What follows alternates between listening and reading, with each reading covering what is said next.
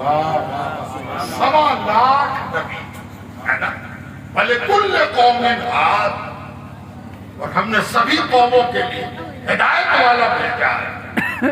اس کا دونوں مفہوم ہے، ایک مفہوم یہ کہ ہر قوم میں ہدایت والا بھیجا، اور دوسرا مفہوم یہ ہے کہ سرکار دو عالم کے بارے میں کہا گیا کہ ساری قوموں کے لیے آپ کو ہادی بنا ہے نا۔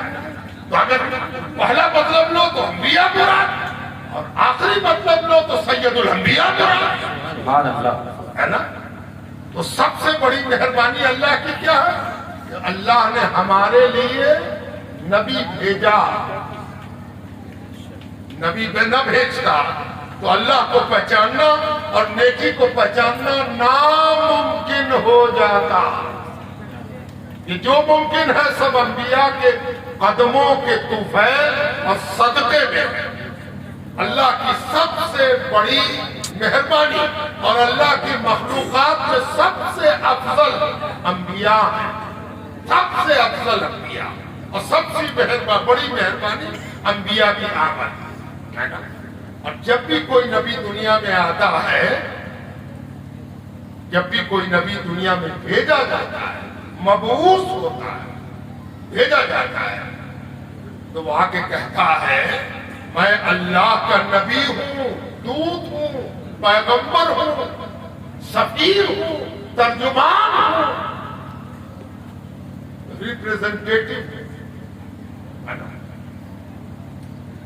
ایک مثال آپ کو دیتے ہیں، بھتی ہے، سادے لباس میں پولیس آ جائے، کرتا پجامہ پہنے، پینٹ شرٹ پہنے وہ پولیس آ جائے، کہہ رہا کہ پولیس لاؤ نکالو کاغذ، نکال کے دکھاؤ۔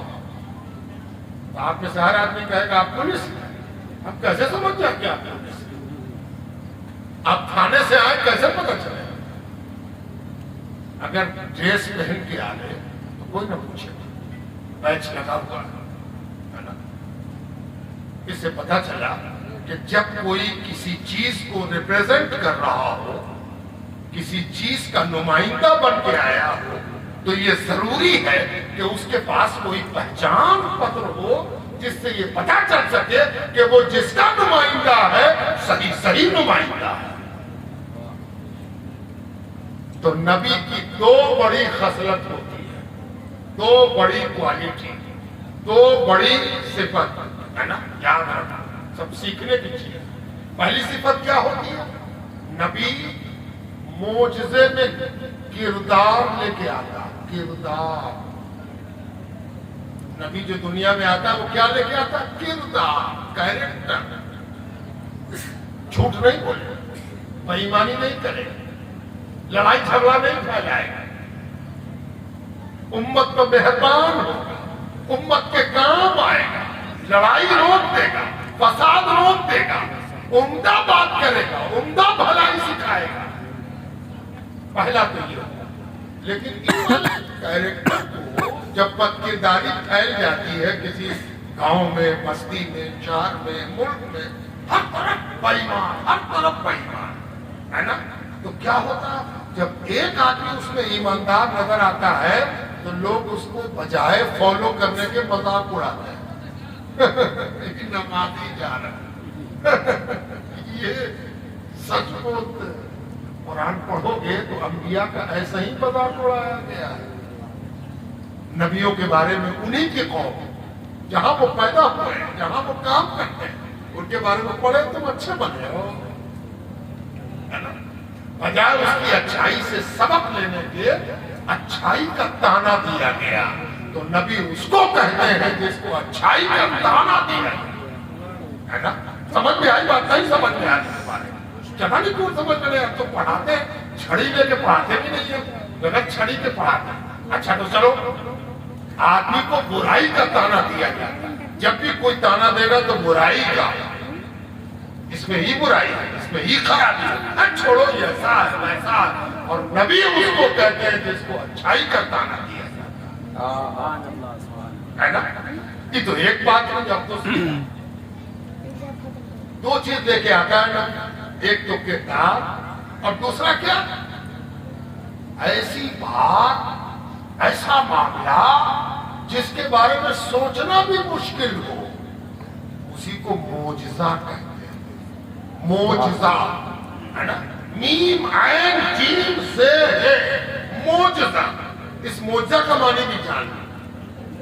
معجزہ اس چیز کو کہتے ہیں کہ جس کو دیکھ کر آدمی کو اپنے عاجز ہونے کا یقین ہو جائے کہ یہ کام تو ہم سے، ان سے، ان سے، کسی سے نہیں ہو سکتا، اس کو معجزہ کہتے ہیں۔ سبحان اللہ، سبحان اللہ، ہے نا، معجزہ اس کام کو کہتے ہیں کہ دیکھا، جھوٹی کرتا، ہم سچ مچ دیکھ رہے ہیں کہ نہ دیکھ، یہ ہو رہا، ایسا ہو سکتا ہے، ایسا بھی ہو سکتا ہے، جھوٹی کاٹ، سو تو نہیں رہے، زبردستی چوٹی کاٹنے کے ساتھ دیکھ، یہ سچ مچ ہو رہا ہے کیا؟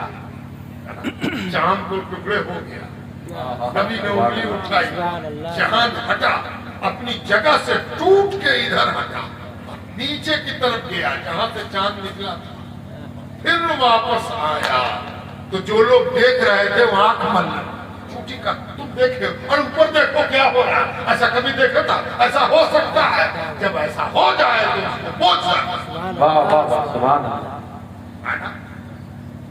کیا کیا جائے؟ نبی کو اللہ معجزہ دے کے بھیجتا ہے، کہے تم کو جھٹلایا جائے، تمہارا انکار کیا جائے، تم کو نبی ہونے کا ماننے سے لوگ انکار کریں گے، تو جب انکار کریں تو سنو، تم میرے نمائندہ ہو، میرے نمائندہ ہو، اور جو جس کا نمائندہ ہوتا ہے وہ اس کی چمک ہوتا ہے، وہ اس کی تڑپ ہوتا ہے، وہ اس کی تجلی ہوتا ہے نا۔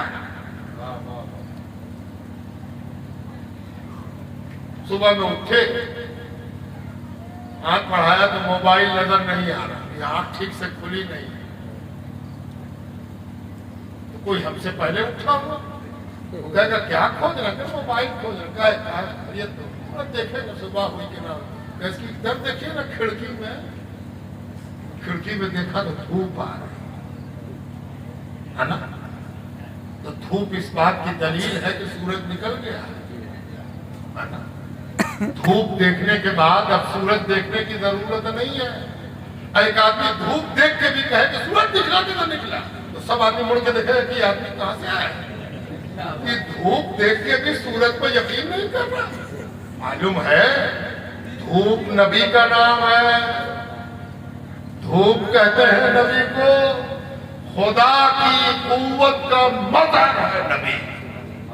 جس کو نبی دیکھ کے خدا کی قوت سمجھ میں نہ آئی، کیا خدا پر یقین کرے گا؟ جس کو قوت الہی پر یقین کرنے کے لیے نبی کو دیکھنے کی ضرورت پڑتی ہے، بلا تشبیہ، جیسے دھوپ دیکھ کے سورج سمجھ میں آ جاتا ہے، ویسے ہی نبی دیکھ کے خدا پر یقین ہو جاتا ہے۔ نبی معجزہ لے کے آیا۔ اب آخری بات، میں سمیٹ رہا ہوں اپنی بات، کسی نبی کو معجزہ دیا گیا، کیا دیا گیا؟ ایسے حسین اور جمیل، ایسا جمال ہے جو دیکھے تو دیکھتا رہتا، دیکھے تو دیکھتا رہتا ہے، یہ محاورہ ہے، لیکن یہ بات جس پر صادق آ گئی اس کو نبی کہتے ہیں۔ چرچا ہو گیا لوگوں میں کہ عزیز مصر کی بیوی اپنا دل دے بیٹھے، بادشاہ کی بیوی دل دے بیٹھے، تو آپس میں عورتیں کہہ رہی ہیں مصر کی کہ بھلا بادشاہ کی بیوی کو کس بات کی کمی تھی کہ وہ کسی کو دل دے بیٹھے؟ دولت اس کی، حکومت اس کی، کائنات اس کی، زمین اس کی، آسمان اس کا، عزت اس کی، ناموری اس کی، عیش اس کا، تو آخر وہ کیا بات تھی کہ دل دے بیٹھی؟ تو کسی نے کہا پاگل ہے، دیوانی ہے، بالکل غلط فیصلہ ہے، اور کوئی کمی ہے اس کے پاس کہ دل دے بیٹھی؟ بات اڑتی ہوئی عزیز مصر کی بیوی میں آ گئی کہ لوگ ایسے ایسے کہہ رہی ہیں، عورتیں ایسے ایسے کہہ رہی ہیں۔ اس نے کہا اچھا بلاؤ سب کی دعوت کی، سب عورتیں آ گئی بیٹھ گئے، کہا دیکھو آج سمتھنگ ڈفرینٹ ہوگا، اب کچھ الگ ہوگا، آج کی دعوت کا کچھ پروگرام الگ ہے۔ پوچھا گیا کہ کیا الگ ہے؟ کہا آج تم لوگوں کو ہم ایک ٹاسک دیں، ایک کام دیں، اس کام کو جی لگا کے کرنا ہے۔ کھانا پینا تو الگ بات ہے، تو ہوگا ہی۔ کہا کون سا کام؟ کہا بہت معمولی سا کام ہے۔ کہا وہ کیا کام؟ کہا سب کو چھری دی جائے گی اور سب کو لیمو دیا جائے گا، ایک ایک لیمن ہے نا۔ اور سوندو میں گلزار باغ میں جو لیمن ہوتا ہوگا وہ لمبا والا، اس کو تو کاٹنے سے ایسی خوشبو نکلتی ہے کہ سبحان اللہ۔ اور اس کو اگر گار کے پانی میں پی لیا جائے، بڑے بڑے ڈاکٹر صاحب کا نسخہ دھرا رہ جائے، اکیلے لیمو فائدہ ہے نا، وٹامن سی سے بھرتے ہے نا، پیچھے والے کا بھی ٹھیک کر دے اور آگے جو ہونا اس کو بھی صحیح ہے نا۔ گاؤں کے لیمو کی عجیب خوشبو ہوتی ہے۔ میں تو اللہ کی اس نعمت پر فریفتہ لیمو سبحان اللہ۔ اب بادشاہ کیا لیمو بٹا ہوگا، لو لو تم بھی لے لو، تم بھی لے لو، تم بھی لے لو، لو ایک چھری بھی لے لو۔ اب کسی کی سمجھ میں نہیں آ رہا کہ آج بادشاہ کی بیوی کو یہ لیمو اور چھری کی ضرورت کیا؟ سب کے ہاتھ میں لیمو اور سب کے ہاتھ میں چھری۔ خبردار کاٹنا کسی کو نہیں، جب ہم کہیں گے تب کاٹنا، کاٹنے کا وقت تب آئے گا جب ہم کہیں۔ بالکل اسی طرح جیسے کسی اسکول میں، کسی اولمپک میں کسی دوڑ کا مقابلہ ہو رہا کہ سب تیار ہے کہ اب دوڑیں اب دوڑیں، لیکن دوڑنا تب ہے جب دھڑام سے ہوگا تو دوڑیں ہے نا۔ سب کے ہاتھ میں لیمو اور چھری، سب انتظار میں، ساری عورتیں کہ کب کاٹنے کا حکم ہوتا ہے۔ زلیخا نے حکم دیا کہ یوسف کو سامنے سے گزار دیا، سارے بیٹھی ہیں جتنی عورتیں، سب کے ہاتھ میں لیمو اور چھری۔ ادھر یوسف نے پردہ ہٹایا علیہ السلام، جیسے ہی پردہ ہٹایا اب سامنے سے گزرے گئے یوسف علیہ السلام، ادھر قدم رکھا یوسف علیہ السلام نے، ادھر آواز دے دیا کاٹ ڈالا۔ اب چھری نے لیمو دیکھا اور ادھر یوسف کو دیکھا،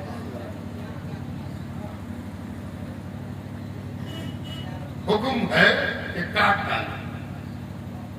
تو رعایا نہ ہے، رعایا دماغ سے تو بادشاہی کے پابند ہے، لیکن دل تو اس کیفیت کا پابند ہے جو آنکھ کے نتیجے میں جا رہا ہے نا، اس کیفیت کی پابند ہے۔ لیمو تو کاٹا لیکن محبیت ایسی تھی دیکھنے میں کہ لیمو سب کا سلامت رہا، انگلی کٹ گئی اور پتہ بھی نہ چلا کہ انگلی کٹ گئی۔ مزہ تو یہ انگلی کٹی بھی اور پتہ بھی نہ چلا کہ انگلی کٹ گئی ہے، لیمو نہ کٹا ہے، سمجھتی رہی کہ لیمو کٹا ہے۔ جب یوسف گزر گئے تب احساس ہوا کیا، اسی کو کہتے ہیں منتر مگدھ، ہو جا۔ یہ معجزہ تھا نبی کا، جس کو لوگ صرف خوبصورتی سمجھ رہے تھے اور اپنے جان میں کہتے بھی تھے ایسا خوبصورت دیکھا نہ سنا، ایسا بھی کوئی خوبصورت ہو سکتا ہے۔ بعض لوگ کہتے تھے کہ یہ فرشتہ ہے، انسان ہے ہی نہیں، اسی کو معجزہ کہتے ہیں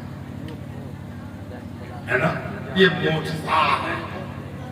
اور ایک نبی کو کیا ہوا، ایک نبی کو اللہ نے ان کے منہ میں اتنی طاقت دی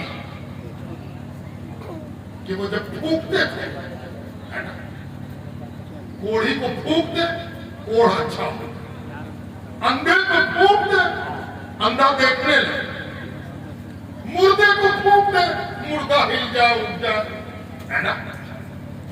یہ عیسیٰ علیہ السلام کا معجزہ ہے نا۔ موسیٰ علیہ السلام، موسیٰ علیہ السلام کا معجزہ کیا تھا؟ بات کرتے ہوئے اگر ہتھیلی لوگوں کے سامنے کھل جاتی، کبھی کبھی گفتگو کرتے ہوئے آپ کی بھی کھلتی ہے، میری بھی کھل جاتی۔ موسیٰ علیہ السلام کی ہتھیلی اگر کھل جاتی، اس میں انڈے کے برابر ایک ایسا تھالا تھا، ایک ایسا انڈا کار ایک آکریتی تھی جس سے نور پھوٹتا تھا۔ ایسے کھلی آنکھ تو آنکھ ٹھہر نہیں پاتی، جیسے کہ ہاتھ میں سورج آ گیا، ہاتھ میں سورج آ گیا۔ اچھا اب آپ سب کا سنیے، اب اپنے نبی کی بات سنیے اور بات حسن یوسف دم عیسیٰ ید بیضا داری۔ ارے کوئی نبی حسن لے کے آئے، کوئی پھونک لے کے آئے، کوئی ید بیضا لے کے آئے، انڈے برابر نور کا حالہ لے کے آئے، آنچ خوبا ہما دارند تو تنہا داری۔ وہ سب جو لے کے آئے تھے، لیکن جو سب کے اکیلے تھا وہ سب اکٹھے جہاں آیا، اس کا نام محمد رسول اللہ صلی اللہ علیہ وآلہ وسلم۔ یہی وجہ ہے کہ انبیاء کو معلوم تھا کہ آخری نبی آنے والے ہیں، تو بعض نبی اللہ تعالیٰ سے عرض کرتے تھے، یا اللہ کیا وہ آخری نبی کا تاج میرے ہی سر پر رکھائے گا؟ وہ تاج ختم نبوت، وہ انگشتری یہ ختم نبوت میری ہی انگلیوں میں پڑے گی؟ وہ پٹ گئے خلافت جس کے لیے بنا ہے وہ میری ہی کمر میں کسا جائے گا؟ اور بارگاہ الہی سے خطاب ہوتا، وہ تو فیصلہ ہو چکا ہے، وہ تو وہ ہے جو میرا محبوب ہے۔ جب انبیاء کو احساس ہوتا کہ آخری نبی ہم میں علاوہ ہے، تو نبی دیکھیے کس کو کہتے ہیں، یہ بھی یاد رہے، نبی کا ایک ڈیفینیشن اور یاد رہے، بندے تو تم بھی ہو ہم بھی، جو اللہ کا انکار کر دے وہ بھی بندہ، تقدیری بندہ سب ہے، انکار کر دے تب بھی بندہ۔ کوئی کہتے کہ خدا کو نہیں مانتا، کہے کہ بندہ ہم نہ کرتا، تو اس سے کہیے کہ اپنے سے مر کے دکھاؤ، تو مر کے دکھاؤ بندہ ہو۔ اگر مرنا چاہو گے تب بھی نہ مر سکو، مر کے کتنے بچ گئے جب تک کہ مرنے کا وقت آتا، مرو گے تو تبھی جب اس کا حکم ہوگا۔ یہی بندگی کی سب سے بڑی دلیل ہے۔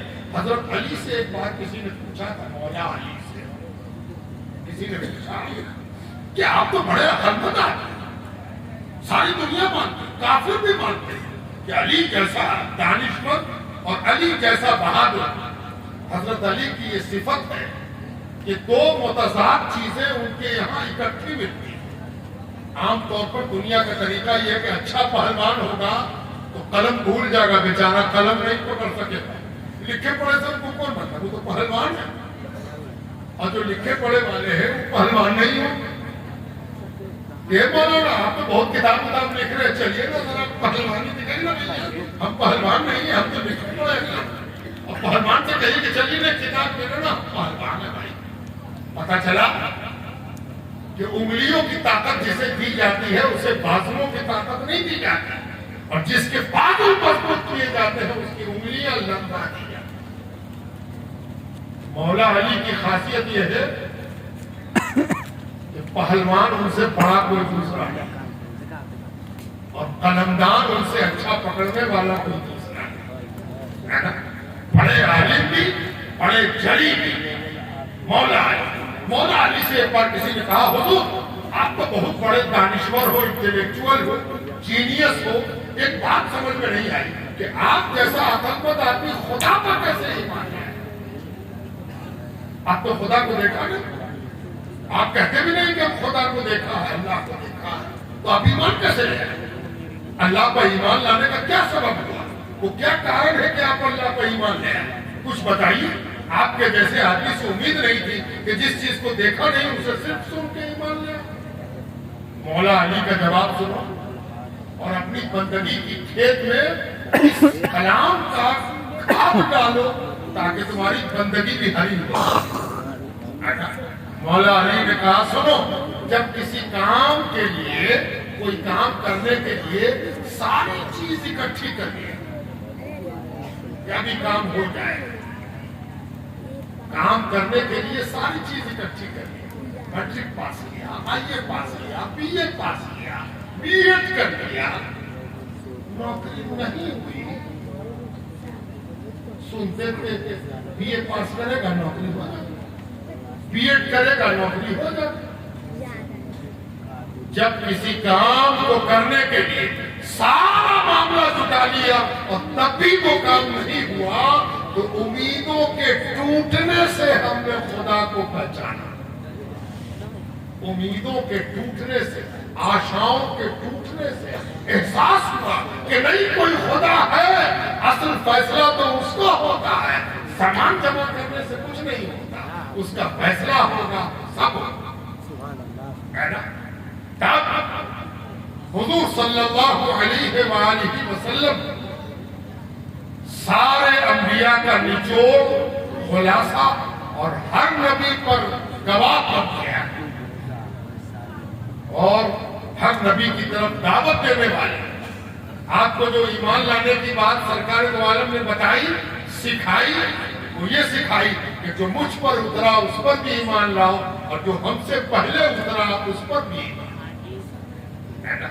हम आखिरी नबी की उम्मत। बहुत कम ऐसा होता है कि अज़मत अंबिया कॉन्फ्रेंस, बहुत जमाने पर हमने सुना कि अज़मत अंबिया कॉन्फ्रेंस फारूक साहब कर रहे हैं। इनकी संजीदगी की दलील ये किताब क़िससुल अंबिया का तर्जुमा नहीं है, अंबिया के किस्सों का मजमुआ नहीं है। फारूक साहब ने इस किताब में एक कमाल ये दिखाया है कि आम आदमी की भाषा में लिखा है, जनरल पब्लिक की, और अंबिया की सीरत में से वही गोशे लाए हैं जो किसी न किसी तरह मुफीद हो सके या ईमान में मददगार हो सके। ये खूबी है इस किताब में, जरूर पढ़िए, पढ़वाइए। आप पढ़ना नहीं जानते, आपका बेटा जानता है, आपकी बेटी जानती है, तो बेटा से कहिए बेटा इसमें एक अखबार का कागज का एक टुकड़ी निशान लगा था, एक सफा दो सफा रोज हमको सुना दिया। बेटा को भी अच्छा लगेगा कि अब्बा अम्मा मेरे पढ़े हुए को सुन रहे हैं, और फायदा ये होगा कि इसी बहाने वो भी नबियों के बारे में जान जाएगा, आप भी जान जाएंगे। ये किताब आपके पास रहनी चाहिए। आज इस गुलदार बाग को एक शरफ हासिल हुआ। गुलदार बाग की बहुत सी खूबी आप जानते हो, हम नहीं जानते, लेकिन जानते हैं आपके गुलदार बाग को दुनिया नहीं जानती।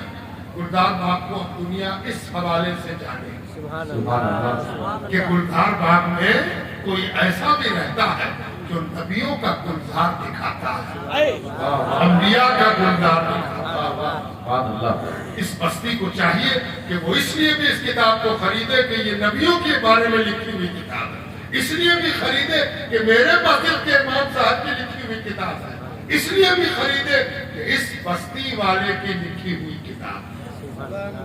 अभी तक सिर्फ गुलदारपुर था और गुलदार बाग था, अब तो ये गुलदारे अंबिया बाग है ना। जरूर इस किताब को अपने पास रखिए, पढ़िए, संभालिए, नबियों से अपने को करीब कीजिए। अंबिया इस दुनिया में भी जमानत है और आखिरत में भी जमानत है ना। दोनों जगह जमानत है, नबी कवच है, हेलमेट है। इस जिंदगी में आप जब चलिए तो आपको एक हेलमेट की जरूरत है। देखिए सरकारी आदमी डंडा बजा के आपको रोकता है, फाइन करता है, कहा है हेलमेट क्यों नहीं? तो कभी कभी आप पूछिएगा कि हेलमेट न पहना तो मेरा सर न फटेगा, तेरा क्या होगा? तो क्यों हमको तंग किए? 100 रुपये जमा कीजिए, 500 रुपये जमा कीजिए, कहा नहीं पहना, हेलमेट न पहना तो मेरा सिर फटेगा। नहीं, सरकार वेलफेयर सरकार की ड्यूटी है कि अपनी रियाया की हिफाजत करे। कि गिरेगा मरेगा तो सरकार की जगहसारी होगी कि एक्सीडेंट हो रहा है, तो सरकार बेचारी तो सरकारी है। अल्लाह ताला को बहुत ख्याल है अपने बंदों का। तो नबियों की तालीमात हेलमेट है। जिंदगी की दौड़ में जब आप चलते हो, घर में बाहर में एक हेलमेट लगा रहना चाहिए कि हम नबी के तरीके पर हैं, नबी के रास्ते पर हैं। अच्छा बेटा बनना, इसी के लिए नबी आए थे। अब आखिरी बात खत्म कर रहा हूं, खत्म। जानते हो नबी काहे के लिए आए? अब इसी पर बात खत्म। कोई जो नबी आए थे इसलिए कि अल्लाह को एक बताता, نبی کہے کو آئے تھے کہ اللہ کے بارے میں بتا دیں کہ وہ ایک ہے. بس سنو، نبی کے آنے کا دو مقصد تھا. ایک تو یہ کہ وہ خدا کے بارے میں بتا دے اور خدا کے غیب کے بارے میں بتا دے، اور دوسرے تم کو صحیح کر دیں. تو تم کو صحیح کیا کرنا؟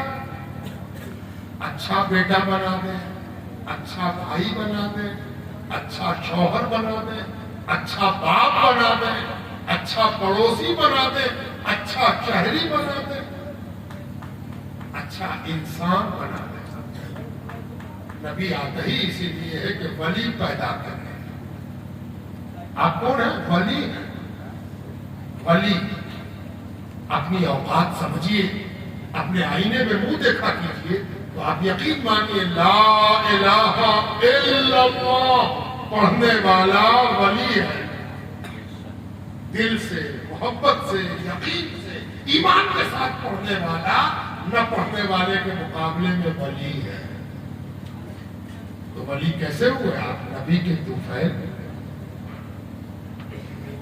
آپ سب کا نبی پر ایمان ہے، اور ایمان کا تقاضا یہ ہے کہ اپنی زندگی میں ہمیشہ اس بات کی چنتا کیجیے کہ کوئی کام ایسا نہ ہو جائے جو نبی کے خلاف ہے نا.